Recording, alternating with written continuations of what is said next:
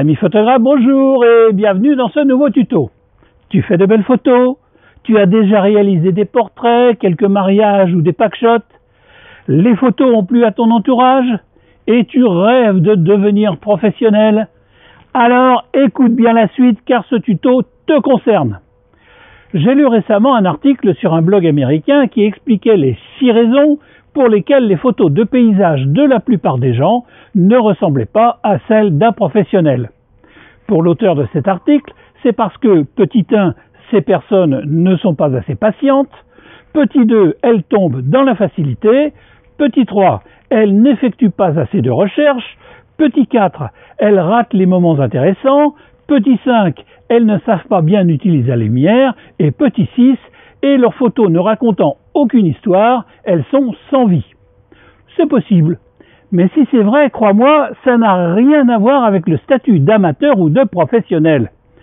Tout réside en fait dans le niveau d'implication, l'envie d'obtenir des résultats, l'expérience accumulée et les qualités techniques et artistiques des personnes plutôt qu'à leur situation juridique.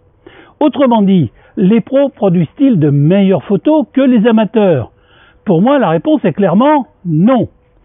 Un amateur ne peut-il pas être patient, original et produire de très belles images? Tombe-t-il obligatoirement dans la facilité? Est-il condamné à n'effectuer aucune recherche et à subir la lumière au lieu de l'utiliser?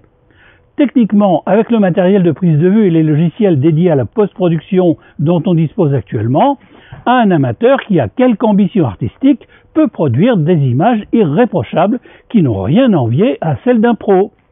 Un amateur n'est pas non plus forcément handicapé côté inspiration et créativité. Pourquoi le serait-il? Et si l'on considère que l'invention est la marque première de tout artiste, il y a des amateurs bien plus inspirés que beaucoup de pros. Beaucoup d'amateurs savent également imprimer leur personnalité et traduire leur sensibilité dans leurs images. Un célébrissime magazine, dont je tairai le nom, et dont la qualité des images est reconnue dans le monde entier, ne s'y est pas trompé lorsqu'il a lancé un appel d'offres auprès d'amateurs, aux grandes dames des professionnels, pour alimenter ses pages de photos sublimes. En généralisant, l'article a donc comparé ce qui n'est pas comparable, les personnes qui font des photos en touriste avec des personnes ayant une vraie démarche photographique, qu'ils soient pros ou amateurs. Mais alors, n'y a-t-il vraiment aucune différence entre un amateur, que nous appellerons éclairé, suivant une dénomination courante, et un professionnel? Eh bien si, il y a une différence fondamentale. Et c'est cette différence fondamentale que je te dévoile dans le prochain tuto. En attendant, si tu as aimé ce tuto, pense à le partager, mais aussi à faire part de ton expérience dans les commentaires. Et si tu rejoins cette chaîne, n'oublie pas de télécharger les 2 guides gratuits dont tu trouveras le lien dans la description de cette vidéo.